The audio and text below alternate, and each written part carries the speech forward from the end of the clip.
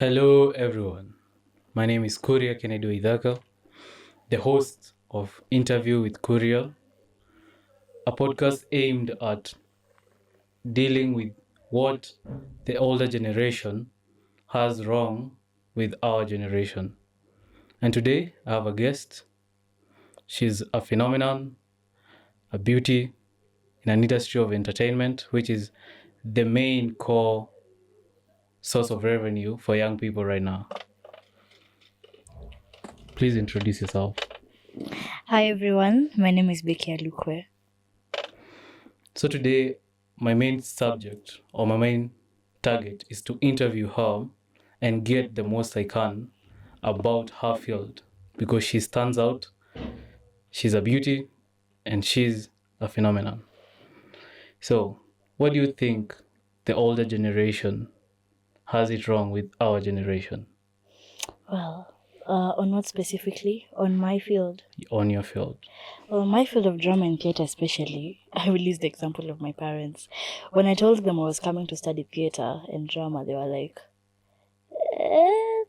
and then what would you do in future? And then what will that help you with? And I was like, you don't know how diverse this thing is really. So when I came to study theatre in Maseno, I came to find out that theatre is really diverse, more than I even knew. They always think, when they think of drama, they always think it's kids festival, jumping around, singing, but it's more deeper than that, because there are different aspects of theatre like poetry, and poetry really goes deep, by the way. So I think what they think is wrong with our generation, they think that we're just all about having fun. And that is not it. This goes way much deeper. Theatre in itself helps me to deal with a lot of mental issues, by the way. Theatre helps in mental health healing, especially with, I'll say something I'm common with, stage plays. Like, I can remember the last play we did, Jealousy. Did you attend Jealousy? No, I just attended, was it the one that started with a dead person rising from the dead or something? Hey, a lot deal with that. Let's start that way. I don't remember very well. But yeah, Jealousy was dealing with how comrades deal with mental issues in campus and whatever we experience and how we cope with them through theatre. They don't see the part of that. They have to be there and be shown this is what happens. But if you just explain it to them, they just, there's nothing Yamana you're doing, and they won't support you. But can you really blame them? We don't have a Hollywood in Kenya. We don't have a Broadway in Kenya. Well, I support that. But there are a lot of theatre productions that are really trying to, build the youth in this generation. I was attending a theatre festival last week in Nairobi, and I met various producers and directors of various productions. For example, there is a Giza production. I met Benteke, who is one of the officials of Crony production. They are not Hollywood level, but the projects that they have, they try to uplift the youth very much. Like Butita, for example. Butita, though, the only problem I have with him is using the same characters all the time. The older ones, Mara, of course, and there are a lot of artists out here who we are really struggling to at least find an upper hand. But anyway, in our world, it's who you know. Who you know depends on where you get. Okay. But I really get their point of view by saying that they cannot support you in a field that they predominantly know that is not paying. And how do we bring it to them that, sure, entertainment pays? How do you convince them? Like, sell it to me that, okay, this and this, he's getting money from entertainment. Yeah. Someone who they can relate to. Please. I'll use somebody who they know. Eric Wainaina stopped music to focus on theatre. Not he himself, but to empower youth. He has this production called Sarakasi. Though Sarakasi, I think it deals with dancers. Then Eric Wainaina's wife deals with actors. It's not known that much to the people who don't have the knowledge of theatre. But for us who know, we know it, and we have to struggle to reach there, So Eric Wainaina, that shows that theatre really pays, because Eric Wainaina gets a lot of money from funding. Let's say, for example, right now the French are really working hard to bring their culture into Kenya through their project called Alliance Française. Alliance usually funds productions, theater productions. They give them the stories of their country and they want us to restage it in our own way. Then they fund it. Money. Lots and lots of money. But, when it comes to, okay, this one, I will diverge in a way. There's something called decolonizing your mind. Why should a foreign investor be the one funding our local talent? What is the role of the society? Because the people who are in power right now, they are millennials and above. We don't have young leaders who know the value of entertainment and know the value of drama. So bring it to me that why should you be acting something from another country? Yet we have fought so hard to remove the mindset of the colonial powers from ourselves, because they force us to learn their language for us to go and work for them. But then we should put it in a way that young people, we are doing these things for ourselves, for the generation to come. I don't know how we can do it, but then do you have a vision for this? We do, actually. I was interacting recently with Benteke, the owner of, I think he's the owner of Kuria Productions. Yeah, I guess. In Kenya, sadly, our leaders don't see drama as a big thing or theater as a big thing that can help, uplift our Gen Zs or something. And they don't see that is the thing that Gen Zs are going for. Gen Zs don't want to be locked up in classes studying medicine. Okay, some do, but a big number, honestly, a big number is very, very free. They just want to do something that they like for once, something that they have fun for once. But I don't feel like the country sees that, because I think they do. I think they do see. It's very rare to get funding from your local country. I think they do see it, but then they choose an ignorance. They choose not to see it, maybe. Because tell me, you are fresh out of high school, maybe three years, right? Yeah. And you remember the drama, what were they called? The drama festivals, the KNDF. And also there's all the playbooks. Yeah. You remember them? Yeah, I remember. Talk to me about that. Have you done that? Yeah, I have acted. I have been acted too. I have acted set books. Okay, now how does it feel coming from the position you sat on a bench, then now you are the one people are sitting on benches to watch you? That is the main agenda. Yeah. Because you are doing this for the people, for your country, and for your generation also, because we can say they are in the cup. Yeah. So, the feeling is really amazing. I can't lie. It is. Once I went to perform in my former high school. Let me tell you mine now. Please do. It was the best feeling ever, because they didn't see me coming in. So when the play started, and then I came in the middle, and they're like, I was hearing whispers, listen Becky, because there's some who I left there. Wow. They're in Form 4 right now, I guess. I think they're done. They're like, listen Becky. So when we were done, applause and everything. So I told them, when I was sitting in these benches, all these artists who came here to act for us always lied to us that, naitwa so and so, natoka KU, nafanya actual science. That is a lie. I am doing theater professionally, and that's why I'm here today. I am here to show you where theater can get you.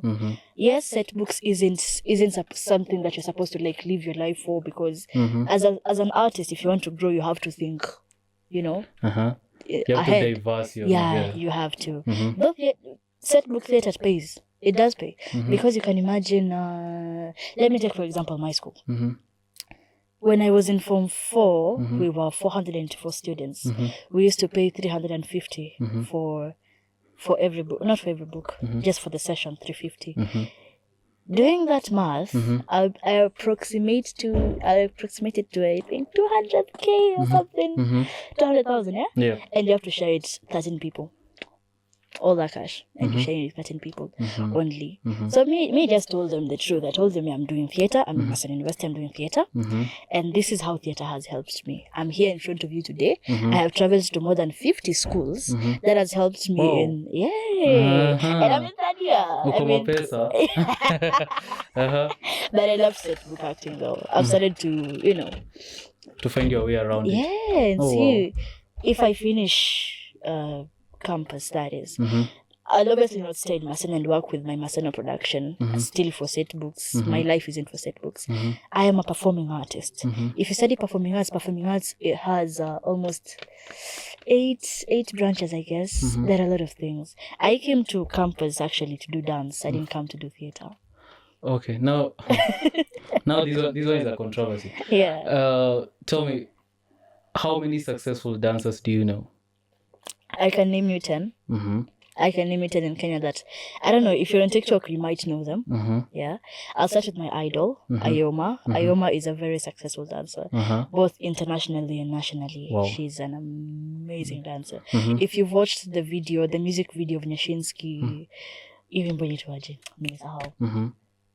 properly or something, the collab with Femi One. Yeah.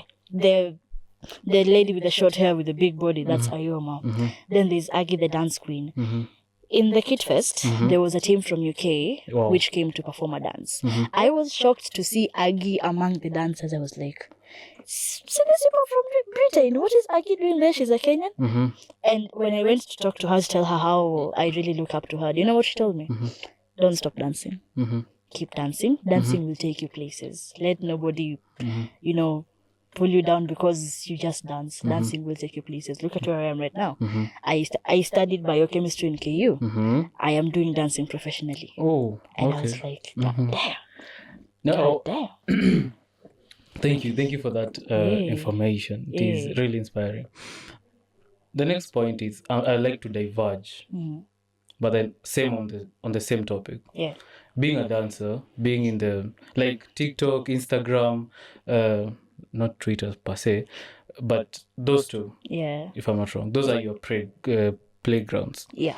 So I want you to tell me, in the streets of dancing and media or okay. Let's just say performing arts in general. Yeah. Yeah. You're vulnerable to, what do we say, climbing the corporate ladder horizontally. Yeah. Talk to me about that. I talked to you about that. Yeah. Well, about the corporate ladder, I don't know. With performing artists, you should never stick to one thing. But tell me, if a producer wants to, is it cast you? No, producers don't cast. What do they do? We have casting directors. Yes, they want to cast you. Then they tell you, I want you to, do a little favor for me with you less clothes. That kind of thing. That does happen. Yeah. That does happen a lot. And very many artists, especially women, even men, even men, the industry is rotten. What do you mean, man? Let's start with that, then you talk to me about, because you're used to the other one. Tell me about men. Even men, I came to notice that men are often harassed by fellow men and women. Okay. And just because the girl child is the one the spotlight is on the girl child, the boy child can't be seen. Okay. Even if they do speak out their rights, they can't be heard. And it's sad to think about that, by the way. I think we recently came out of this thing where you were just all over purple profile pictures. Tell me, like, you see, I never seen, for gents, I don't know which one will be taken. Will it take red or blue? Green. I saw someone putting green. Oh, green for men. Now what will we do? Because apparently you said even men are being harassed. Yeah, they are. I even have I don't know if I should mention them, but there's a very, very, very big producer / director / actor. I'll give you a hint. The highest paid actor in the whole world. He himself, there was a scandal about him harassing his male actors sexually. And I was shocked because I really love this man. I really look up to this man, by the way. He's the highest paid actor. He has the biggest film studio in Hollywood. And how could you have such a scandal? When he casts you and then he's like, by the way, some Diddy oil. No, bro. It's crazy. It's crazy. And it's sad to think that men can't speak out. Yet they are facing the same things that we are facing too, but since the girl child is the one whose spotlight is bright. Okay. That's why you find it's easy for most female artists to climb the corporate ladder faster than guys, because for guys it will take you a lot. For a girl, as long as you look pretty, baby girl, you are camera worthy. Come. then the next thing we'll talk about it later. So those are the downsides of Being a guy. It's hard. You have to really work for it, honestly, as a guy. I'm saying this because I have a friend, Mwenye Pia, has experienced that, and it's sad because we joined this production together, and he only went for 2 shows. He only performed in 1 stage play, and for me, I arrived. I was given a main character immediately, and we came together. It was sad, though. So we should now starting tying the tides to men now. Yes, I was also like pointing the Nini to our director. I was telling him, why can't we write a play that is about the boy child, like supporting them or something, like we echo the struggles they go through and how they are not heard in the society, and we make it a thing. We make it a thing. It's fine. GBV on women is. It's growing. It's growing, already out there. But who is talking about the men? No one. Nobody's talking about men. There are men who are being beaten by their wives out here. The men who are True. Nobody's talking about that. Yeah, we can't. I know people from Murima will agree me on this. Huh? Yeah. There's this thing of women beating men when they are screaming. Have you ever heard of this? Yes. Yes. Now we need to investigate about this because it's really shocking. Yeah. And very, very painful. Now I'm also trying to diverge again. This is another question. Being a diva. Thank you. And you walk along the streets, Nairobi, Kisumu, even in school. Yeah. I need you to tell me, how hard is it for you expressing yourself, the way you dress, the way you walk, where you choose to go and have fun? Tell me about the kind of pressure you go through being, approached by various, like multi-generational. You are being, everyone wants you. How does it? At times it's annoying. Huh? At times it just feels annoying. So do you feel like it should just stick to us as young men looking for you, or tell me about your preference? Well, for me, I'll speak for myself. I don't know about others, but I'll speak for myself. I just think that these older men who try to approach women should look at their own, I would say, lives or backgrounds or something. If you know you have a wife, man, that is a lady. Respect her at least. If you want to have another spouse or something, look for somebody who's in your age. Or if they have to be younger, I mean, go 3 years younger. Don't go for a young girl who might be as old as your niece or your daughter. I find that very morally disturbing. Very disturbing, honestly. Even though when I'm approached by an older man, because I have, I don't know. I just see my dad. Literally, when you're parking there with your, whatever you come with your Lexus, your Nini, and you just lowering the window. But the money is good. But the money is good. I won't lie. Then where do you play? Where do you play the two sides? You play the devil and the angel. Like you want the money, but then you don't want the downsides of what you have to do to get the money. Yeah, it's usually very, I don't know. It's contradicting sometimes because I have found myself in such scenarios when you're approached by a person. He gives him an evil to like. You will be tempted to go back. You will be tempted to call that number. And even if you do, I just think there it's a personal decision whether you want to or you don't want to. There I can't even blame the nigga now. I can't blame the guy now. Because you yourself as a lady, you know your principles, you know what you stand for. Even if the way you have dressed is very provocative, you know. You looked at yourself in the mirror and you knew. So when you're coming out of the house, like that day, you knew like today? Not even that day, today. I look amazing. I know I look amazing. I have been told I look amazing. How many times? A lot. It is nice. By strangers, weird men. And I knew the way I look, I was like, I know I will, get attention, but what do I stand for? Did you crave for it? I don't crave for attention. But then I why do you dress myself. the way you dress? Because I'm a pretty girl. I must show it off. Who are you showing? No, I'm coming back. No, I'm twisting the thing. Yeah. The thing is, you can't tell me that you don't crave the attention, yet you dress for the attention. I don't dress for the attention, really. I dress for myself. I will go shopping for clothes. I will go. I would look at this and be like, this looks sexy. I want to wear it, knowing I look sexy for a man or for ladies who I want them to look at me. I will dress it for myself because I will be like, I feel confident in this and I look good in this. Yeah, let me purchase it. I'm gonna wear it. What you gonna tell me? Nothing. It's me. Me, I was so pissed at that my dress, my choice type shit. Yo, kitambo. If you feel like wearing something, so you wear it. It's in yako. So you just wear it. If it's provoking you, that's your problem. Honestly. Okay. But then we are men. As men, we have our systems, and you women, you have your own systems, It's right? 2025. No, listen. The way you're provoked by money, that's why we are provoked by the thing we dress. I'm tempted by money. I know you can't be tempted by the way I tempted dress. by the way you dress. You tempted Where are you right judging now. me? Right now. Right now. Yeah. I'm saved by Christ. You know? I'm a good boy. Yeah. Well. Okay, if I know I will be tempting some eyes, whether they are old or within my age range, then just that depends. That's now, it's up to me how I will carry myself. If I'm walking along the streets, I won't walk slowly knowing, okay, this person is checking me out. Let me walk slower. This person, no. Where am I going? I'm going to class. Do I look amazing? Yes. Walk. Go. If you'll be approached, fine. Shori, unakaa fiti. Thank you. Walk. Principles. May I say principles, man. The way you carry yourself depends on how people will carry you. You know?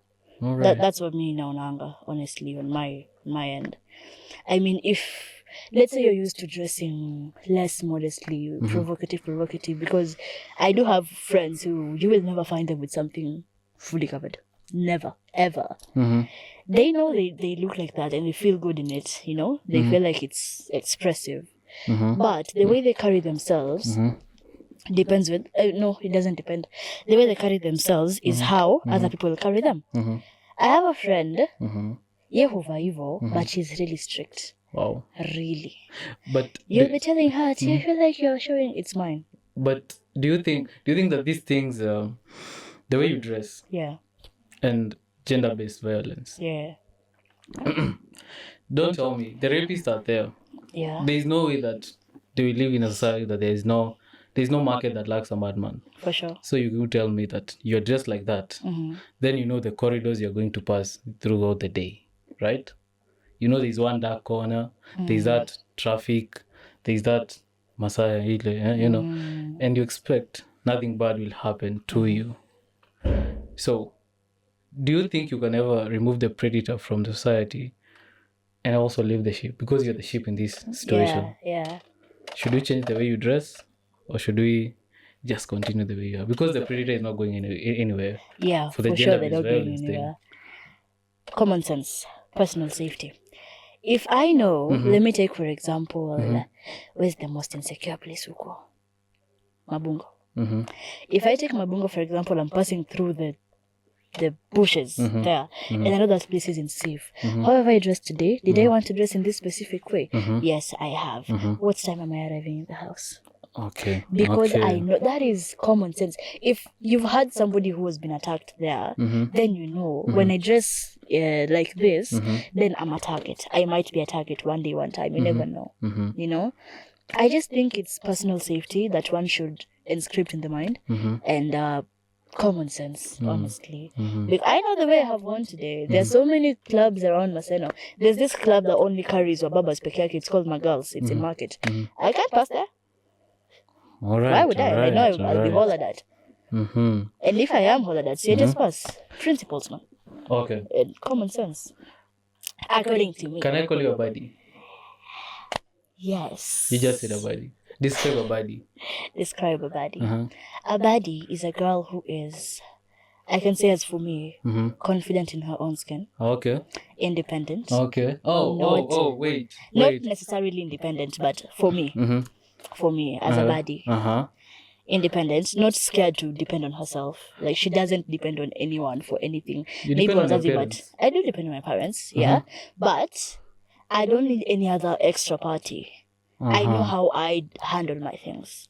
But now, these are 2-hour discussion we had with my team. Yeah. And we think like the fact that Koinange squeeze in our Yeah. they have moved to the social media spaces. Mm-hmm. Do you agree with this? Calling themselves buddies. Baddies. I think ladies of this generation are, misusing the word baddie in a way. Mm-hmm. In a way. Because- Just because you have a lip combo on, your hair is made, you have makeup, your nails are done, you look amazing. It doesn't really depict you as a baddie, Let's go. Let's X-ray you. What's your personality? Mm-hmm. I mean, what makes you a baddie? You call yourself a baddie. What makes you a baddie? You can't tell me, oh, makeup girl, I have the bag, I have money, my nails are... No, but I think That's why I'm saying people are misusing the word baddie. I think like this thing is a trend. Like it's a wave Yeah. where a certain number of women shape the way all ladies think. This one time I stood in a street Yeah. and I was just like, let me check this out. A line of women having the same hairstyle, the same like kind of look. Yeah. If the crop top, the type of piercing, and I'm just like, these are the same people who are just like, we don't like uniforms. Mm-hmm. These are the same people who don't like shaving our heads. Yeah. But then if you find like there's a trend of people shaving their heads, They will shave do their this. heads, yeah. So do you think you are just a flock of sheep being guided to where they want to go? With the Me current or thing, yeah. the ladies in our generation? Yes, the ladies in your generation. Well, I do think that is so, because if a specific fashion trend comes, for example, the boho skirt and the crop top, let me see, the art girl aesthetics, I feel like when they see that, they're like, this looks cool. They will do it and do it, and more will do it, and more will do it, and more will do it, just to look trendy and within the, like, yeah, me, I'm trendy. I'm following I'm up to trend. I'm I'm wearing a boho skirt. Well, I do feel like that is the way somehow, because there was a time there was this trend. Yeah, cover specs. Whether you have an eye problem or not, they will make you look pretty. So every girl has specs. There was this era of braces. Whether your teeth are crooked good, or not, you will have braces just because it's trendy. Yeah, I feel like we do follow, we do follow certain each other path. like sheep. Yeah, Because sometimes. you find my, like today I'm wearing a t-shirt. Yeah. Then if another guy is wearing official, you won't find this in ladies. As we dress, with the way the day goes, that's how we show up Yeah. as men. But as you ladies, I feel like this is a kind of weakness. If you are supposed to rise above the margins, you have to get rid of these. And I don't think like being empowered makes you vulnerable, because it's like you're given a pedestal to stay on it, but then you don't have the guidelines to stay on it. Yeah. for It's sure. like being given a car and told to drive without ever being in a class. Yeah, That is the downsides of. this generation. Yep. But then, what do you feel about the current young men? Because you're in uni with them. Yeah. Yeah. How do you feel? Because your mom right now had 3 kids, and they're all in school, including you. At this age, like maybe 2 years from now. Maybe 2 years from now. That is maybe 24. No, when she was 21, she had me. Mm-hmm. When she was 25, she had my sister. Uh-huh. She was 27, she had my other sister. Do you think you can do the same? Do you think you can follow the same path? And all of them went to school. And none of them are in school. Someone said this thing, that it's just a mix of priorities. Like, we have money, but we have other priorities. Yeah. Not that the economy is bad or something, but then that's an analogy of some, not mine. Yeah. Do you think you can follow your mom's footsteps and have children? At that age. No, your mom had you at this age. At 21. Yeah. I'm 21. How old are you? Well, that's supposed to be a question here. How old are you? I am young. 17? No, Jesus. 19? You're 19? Yes. Be shocked. I'm 19 and I'm in third year. And I'm driving. Are you sure you're thriving? Yes, I am. Alright. I won't say much.